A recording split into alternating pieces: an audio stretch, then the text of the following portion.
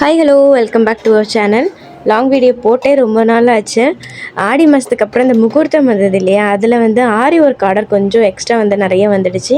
எப்போவுமே வந்து ஒரு வாரம் வந்து ஒரு ப்ளவுஸ் வந்து பண்ணேன் அப்படின்னா அடுத்த ப்ளவுஸ் வரதுக்கு எப்படியுமே கொஞ்சம் வந்து கேப் எடுத்துக்கும். ஏன்னா டெய்லர் சிஸ்டர் யூஸ்வலாக வந்து ஆர்டர் கொடுப்பாங்க.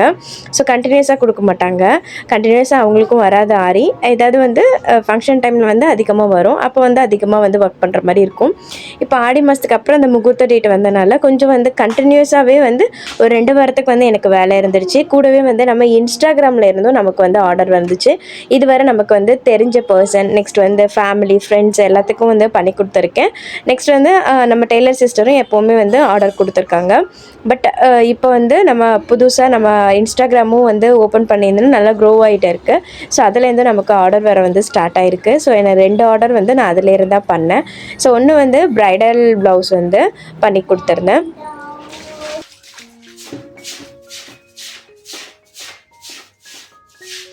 இன்னொன்று, நம்மளுடைய பேஜை பார்த்து கஸ்டமைஸ் பண்ண சொல்லி கேட்டிருந்தாங்க.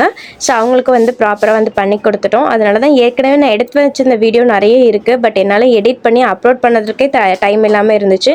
எல்லாமே அர்ஜென்ட் ஆர்டர், கூடவே வந்து முகூர்த்த டேட்ஸ்லாம் இருந்தனால கொஞ்சம் அதில் வந்து கான்சன்ட்ரேட் பண்ணிட்டேன். மற்றபடி வந்து நான் ஆர்டர்ஸ் வந்துச்சு அப்படின்னா கொஞ்சம் வந்து டைம் எடுத்துப்பேன். நான் வீடியோ எடுக்கிறதுக்கும் சரி, அப்லோட் பண்ணுறதுக்கும் டைம் எடுத்துகிட்டு தான் ஆர்டர் பண்ணுவேன். பட் இந்த முறை கொஞ்சம் கூட டைம் இல்லாமல் ஆயிடுச்சு. எல்லாமே வந்து முகூர்த்த டேட் வந்து அந்த ஆடி மந்த்துக்கு அப்புறம் வந்தனால கொஞ்சம் எக்ஸ்ட்ரா எஃபோர்ட் போட்டு ஒர்க் பண்ணி சீக்கிரம் கம்ப்ளீட் பண்ணுற மாதிரி இருந்துச்சு. எல்லாம் ப்ராப்பராக கம்ப்ளீட் பண்ணிட்டேன். இந்த விலாகும் முன்னாடியே எடுத்தது தான்.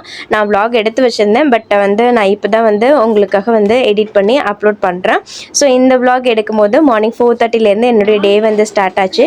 என்னுடைய டெய்லி ஆக்டிவிட்டியை ஷேர் பண்ணிவிட்டு நான் உங்களுக்கு கொஞ்சம் விஷயங்கள் வந்து நான் ஷேர் பண்ணுறேன். நியூவாக யூடியூப் ஸ்டார்ட் பண்ணுறேன் அவங்களா இருக்கட்டும், கூடவே நான் சொல்கிற டிப்ஸ் வந்து கொஞ்சம் நீங்கள் யோசிச்சுக்கோங்க. ஸோ கண்டிப்பாக வந்து எல்லாராலையுமே வந்து நியூவாக யூடியூப் ஸ்டார்ட் பண்ணாலும் கண்டிப்பாக வந்து க்ரோ ஆக முடியும். மார்னிங் வந்துட்டு 4:30க்கு எழும்பி வந்துட்டு குளிச்சுட்டு வந்துட்டு கொஞ்சம் குழந்தைங்களோட துணியெல்லாம் வாஷ் பண்ணி போட்டுட்டு நெக்ஸ்ட்டு விளக்கும் ஏற்றி வந்துட்டு என்னுடைய வந்து வேலைகளை வந்து நான் ஸ்டார்ட் பண்ணுறேன். ஸோ நைட்டே வந்து நான் பச்சை பயிறு கொஞ்சம் வந்து வேர்க்கடலையும் அதாவது கொண்டக்கடலையும் ஊற வச்சுருந்தேன். ஸோ அதை வந்து குழந்தைங்களுக்கு ஸ்நாக்ஸாக வந்து சாலட் மாதிரி செஞ்சு கொடுக்க போகிறேன். கூடவே வந்து மார்னிங் எனக்காக டீ வந்து ரெடி பண்ணிகிட்டு இருக்கேன்.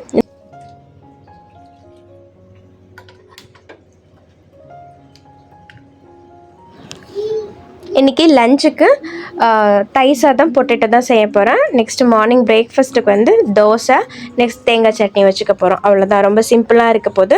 கூடவே இன்றைக்கி வந்து ஹஸ்பண்ட் வந்து ஃபாஸ்டிங் அன்றைக்கி, அதனால நாங்கள் ரொம்ப சிம்பிளாக எடுத்துப்போம். ஈவினிங் மேலே வந்து கொஞ்சம் வந்து சாதமோ அல்லது வந்து இட்லி ஏதோ வந்து கொஞ்சம் ஹெவியாக வந்து மேக் பண்ணுற பிளான் தான்.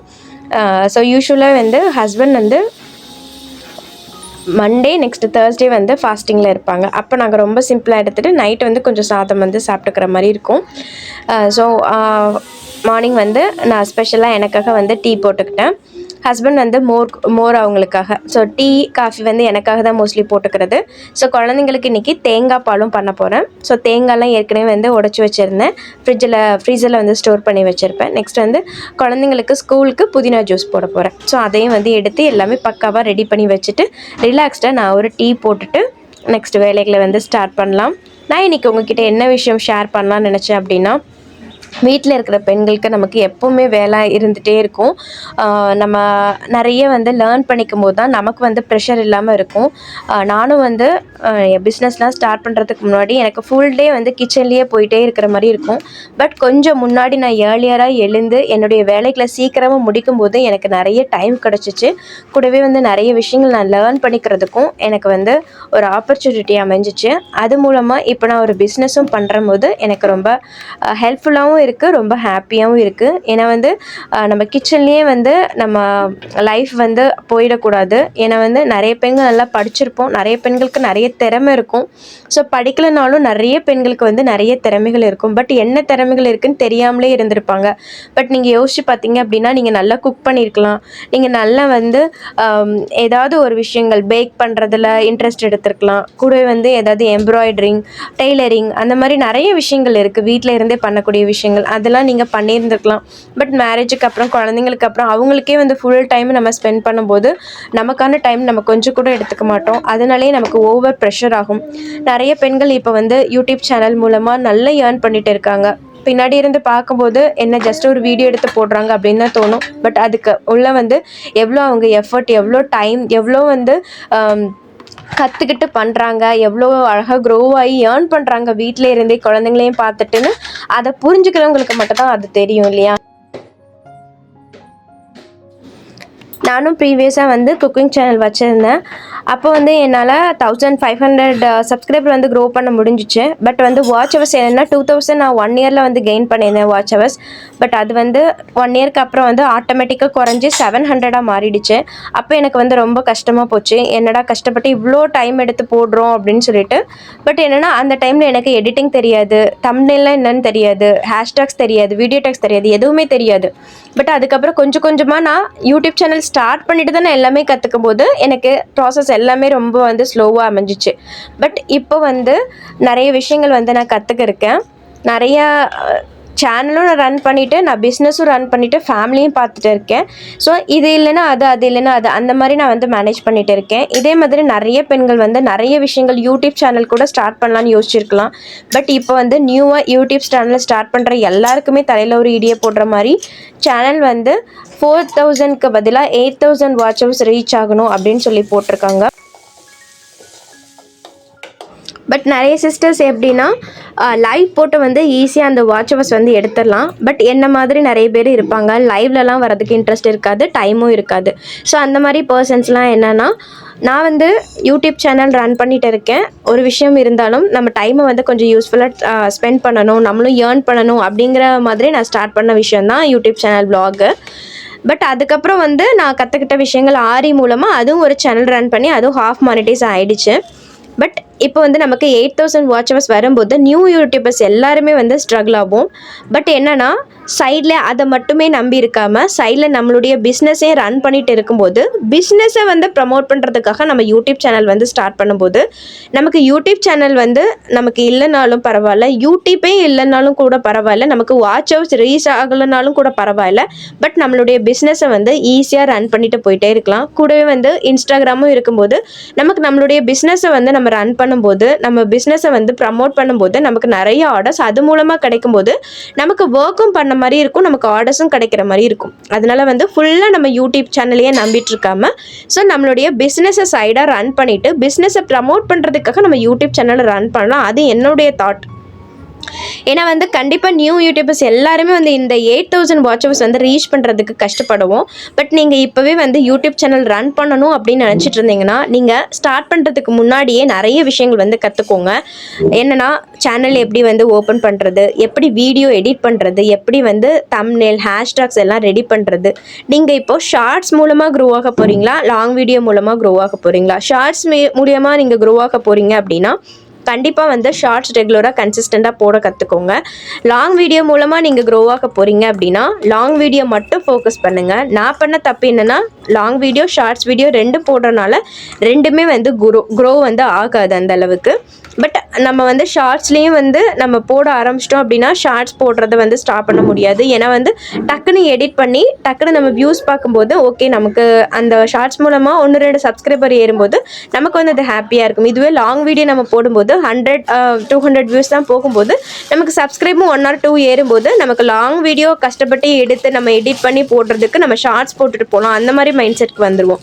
ஸோ அதனால நீங்கள் லாங் வீடியோனா லாங் வீடியோ ஃபோக்கஸ் பண்ணுங்கள், ஷார்ட்ஸ் வீடியோனா ஷார்ட்ஸ் வீடியோ ஃபோக்கஸ் பண்ணுங்கள்.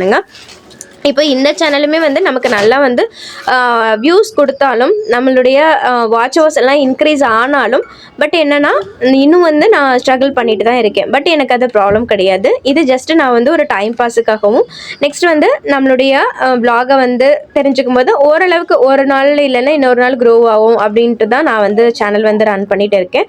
கூடவே வந்து நம்மளுடைய பிஸ்னஸும் ரன் ஆகிட்டு இருக்கும்போது நம்ம அதுலேயும் வந்து ஃபோக்கஸ் பண்ணும்போது இதுலேயே வந்து ஃபுல் ஃப்ளெட்ஜாக வந்து நான் இறங்குறது இல்லை. ஸோ ஃபுல்லாகவே நம்மளும் யூடியூப் சேனலை நம்பிட்டு இருக்காமல் நெக்ஸ்ட்டு நம்மளுடைய க்ரோத்துக்காகவும் நம்மளுடைய ஏர்னிங்காகவும் கண்டிப்பாக நியூ விஷயங்கள் கற்றுக்கிட்டு அதை வந்து நீங்கள் யூடியூப் சேனலில் வந்து ப்ரமோட் பண்ணுங்கள்.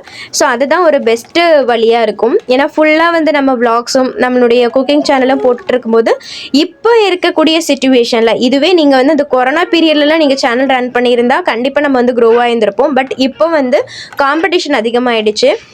ஸோ ஒரு ஆடுக்கு கொடுக்க வேண்டிய காசை வந்து இப்போ 10 ஆடுக்காக 10 சேனலுக்காக வந்து ஸ்ப்ளிட் பண்ணி கொடுக்குறாங்க. ஸோ அந்த மாதிரி இருக்கும்போது நமக்கு ஏர்னிங்ஸும் கம்மியாக தான் வரும். பட் உங்களுடைய பிஸ்னஸை வந்து இங்கே நீங்கள் ப்ரமோட் பண்ணும்போது கண்டிப்பாக வந்து க்ரோ ஆகும். யூடியூப் சேனல் மூலமாகவும் இன்ஸ்டாகிராம் மூலமாகவும் எக்கச்சக்க பிஸ்னஸ் வந்து க்ரோ ஆகிருக்கிறத நம்மளே கண் கூட பார்க்க முடியும். ஸோ அவங்களுக்கு திறமை இருக்கிறனால தான் அந்த அளவுக்கு வந்து ஏர்ன் பண்ணி அவங்க வந்து க்ரோ ஆகுறாங்க இல்லையா? அதனால நிறைய விஷயங்கள் கற்றுக்கோங்க. ஸோ அதுதான் நான் வந்து இந்த வீடியோவில் வந்து ஷேர் பண்ணணும்னு நினச்சேன். ஏன்னா வந்து இப்போ நியூவாக வந்து அந்த அப்டேட்ஸ் தான் என் கண்ணில் பட்டுகிட்டே இருக்குது. 8000 வாட்சவர்ஸ் ரீச் ஆகிறது கஷ்டம் அப்படின்னு சொல்லிட்டு என்ன தான் கஷ்டமாக இருந்தாலும் நான் கண்டினியூவாக கன்சிஸ்டண்ட்டாக எந்த வீடியோ போட்டாலும் கண்டிப்பாக 1 இயர்க்குள்ளே ரீச் ஆகிறவும் இருக்க தான் செய்கிறாங்க. பட் நம்ம வந்து நானும் நிறைய இடத்துல வந்து இங்கே சேனலில் வந்து மிஸ்டேக் பண்ணியிருக்கேன். ஏன்னா வந்து நம்ம ஆரி channel, next vlog channel, next business எல்லாமே ரன் பண்ணும்போது ஒன்று இல்லைன்னா இன்னொன்று அதை வந்து நான் எங்கேயாவது ஒரு இடத்துல வந்து நான் ஸ்டக் ஆகுறேன். ஸோ அதெல்லாம் இல்லாமலும் நான் மேனேஜ் பண்ணிட்டு தான் எடுத்துகிட்டு போயிட்டுருக்கேன். அது மாதிரி நீங்களும் உங்கள் டைமை வந்து கண்டிப்பாக ஸ்பெண்ட் பண்ணுங்கள். யூஸ்ஃபுல்லாக நிறைய விஷயங்கள் லேர்ன் பண்ணிக்கோங்க. கண்டிப்பாக ஒரு ஸ்டேஜில் வந்து க்ரோ ஆகலாம். நீங்களும் வந்து வீட்டிலேருந்து ஆரி கற்றுக்கணும்னு நினச்சிங்கன்னா நம்மளுடைய நூல் தெரபி சேனலை வந்து செக் பண்ணி பாருங்கள். யூடியூப்பில் நம்ம ஸ்டார்டிங்கில் இருந்தே ஃப்ரேம் எப்படி ஃபிக்ஸ் பண்ணுறதுலேருந்து வீடியோ வந்து அப்லோட் பண்ணியிருக்கோம். கூட வந்து உங்களுக்கு ஆரி ஆர்டர் கொடுக்கணுனாலும் தாராளமாக நீங்கள் வந்து கொடுக்கலாம். ஸோ இன்றைக்கி வந்து சாலட் வந்து சைடாக செஞ்சாச்சு. காலையில் குழந்தைங்களுக்கு தேங்காய் பால் எடுத்து வச்சுட்டேன். ஹஸ்பண்டுக்கு மோர் வந்து கொடுத்தாச்சு. நான் வந்து டீ எடுத்துகிட்டு லேட்டராக வந்து தேங்காய் பால் எடுத்துப்பேன். ஸோ தயிர் சாதத்துக்கும் வந்து ரெடி பண்ணிட்டேன். தயிர் சாதம் எல்லாம் முடிச்சுட்டு நெக்ஸ்ட்டு குழந்தைங்களுக்கு தோசை ஊற்றி கொடுத்துட்டு அந்த மார்னிங் வேலையும் வந்து முடிஞ்சிடும். மார்னிங் வேலையும் முடிஞ்சிட்டு அவங்கள ஸ்கூல்லையும் விட்டுட்டு வந்துட்டு நான் வந்து என்னுடைய க்ரோத்துக்கான வேலைகளை வந்து நான் இறங்கிடுவேன். ஸோ எந்த வேலைகளையுமே வந்து பெண்டிங் போடாமல் இப்போ செய்யலாம் அப்போ செய்யலாம்னு சொல்லிட்டு இருக்காமல் அந்தந்த வேலைகளை அப்பப்போ முடிச்சிட்டோம் அப்படின்னா நமக்கு நிறைய டைம் கிடைக்கும். கூடவே நீங்கள் எழும்புற டைமோட கொஞ்சம் எக்ஸ்ட்ரா டைமுக்கு முன்னாடி எழும்பி உங்களுடைய வேலைகளை வந்து நீங்கள் ஸ்டார்ட் பண்ணி சீக்கிரமாக முடிக்கும் போது உங்களுக்கு நிறைய டைம் வந்து கிடைக்கும். நிறைய மோட்டிவேஷ்னல் வீடியோ வந்து பாருங்கள். ஸோ எப்படி வந்து க்ரோ ஆகிருக்காங்க அப்படின்னு சொல்லிட்டு நிறைய வந்து தெரிஞ்சுக்கோங்க. நமக்கே ஆட்டோமேட்டிக்காக வந்து ஒரு மோட்டிவேட் ஆகும். என்னோடய மோட்டிவேஷன் ஃபுல்லாகவே வந்து யூடியூப் தான். ஏன்னா யூடியூப் மூலமாக தான் நான் நிறைய விஷயங்கள் கற்றுக்கிட்டேன். நிறைய விஷயங்கள் எனக்கு தெரிய வந்துச்சு. யூடியூப் சேனல் ஸ்டார்ட் பண்ணுறதுக்கு முன்னாடி வர ஜஸ்ட்டு நான் டெய்லி அப்டேட் கூட எனக்கு என்னன்னே தெரியாது. பட் அதுக்கப்புறம் கொஞ்சம் கொஞ்சமாக நான் வந்து சரி குழந்தைங்க கொஞ்சம் வளர்கிறாங்க, நம்ம அடுத்த ஸ்டெப் எடுக்கலான்னு சொல்லிட்டு யோசிக்கும் போது தான் எனக்கு வந்து நிறைய விஷயங்கள் நான் யூடியூப் மூலமாக கற்றுக்கிட்டேன். உண்மையாக சொல்லணுன்னா குக்கிங்குமே சத்தியமாக எனக்கு குக் பண்ணவே தெரியாது ஒரு 3 இயர்ஸ் பிஃபோராக. அப்போது அத்தை கூட தான் சேர்ந்து இருக்கும்போது அவங்க தான் குக் பண்ணுவாங்க, நான் ஜஸ்ட் ஹெல்ப் மட்டும் தான் பண்ணுவேன். ஸோ நாங்கள் வந்து தனியாக வந்ததுக்கு அப்புறம் தான் வந்து நான் குக் பண்ணவே ஸ்டார்ட் பண்ணேன். உண்மையாக சொல்லணுன்னா அதுக்கும் எனக்கு கை கொடுத்தது யூடியூப் தான். நான் லேர்ன் பண்ணுறதுக்கும் எனக்கு கை கொடுத்தது வந்து யூடியூப் தான். ஸோ யூடியூப் மூலமாக நிறைய விஷயங்களை கற்றுக்கிட்டேன். இப்போ இருக்கிற சோஷியல் மீடியா பார்த்திங்கன்னா நம்ம கற்றுக்கிறதுக்கும் நம்மளுடைய எக்ஸ்ப்ளோர் பண்ணுறதுக்கும் நிறைய விஷயங்கள் இருக்குது. இதுவே நீங்கள் வந்து நம்ம அம்மா அப்பா காலத்துலலாம் நீங்கள் பார்த்தீங்கன்னா அவங்களுக்கு நிறைய திறமைகள் இருந்துச்சு. எங்கள் அம்மா அப்பாலாம் வந்து 30 இயர்ஸ்க்கு மேலே வந்து டெய்லராக இருந்தாங்க, ஷாப்பும் வச்சுருந்தாங்க. பட் அப்போ சோஷியல் மீடியாங்கிறது ஒன்று வளர்ச்சி அடையாமல் இருந்தனால அவங்களால அதுக்கு மேலே வந்து க்ரோ ஆக முடியல. பட் இப்போ இருக்கிற நம்ம சின்னதாக ஒரு கொஞ்சம் டேலண்ட் இருந்தால் கூட போதும், சோஷியல் மீடியா மூலமாக நல்லாவே க்ரோ ஆகுறாங்க. இப்போ நீங்கள் பார்த்தீங்கன்னா 60 வயசுலையும் லட்சக்கணக்காக ஏர்ன் பண்ணிட்டு தான் இருக்கிறாங்க. ஸோ அதனால் வந்து லேர்ன் பண்ணுறதுக்கும் ஏர்ன் பண்ணுறதுக்கும் ஒரு வயசு வந்து ஒரு தடை இல்லை. ஸோ அதனால் கண்டிப்பாக வந்து நிறைய விஷயங்கள் கற்றுக்கோங்க. கற்றுட்டு வந்து அதை வந்து ஒர்க் பண்ணுங்கள்.